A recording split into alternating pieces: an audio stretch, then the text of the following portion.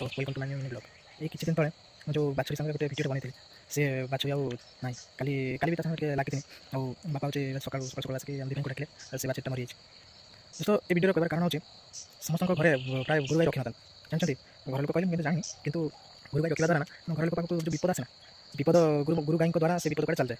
मुझे जानी आप जब जानते कमेंट जनइबे आउ तो से समस्त घरे गुरु गाई रखा मो मत भल। दोस्तों मो मिनी ब्लॉग को केमती लगे कमेंट जानपारे आउ लाइक करेंगे शेयर करेंगे आपण मानक सांग मानक जो मैंने गुरु गाई मान विषय किसी जान न था आज मो मिनी ब्लॉग एति बाय बाय सी यू पुणी आउ गोटे नुआ वीडियो रे बाय बाय बाय बाय दोस्तों। मैंने केयर करते भल रुहतु सुस्थ रुहतु बाय दोस्तों।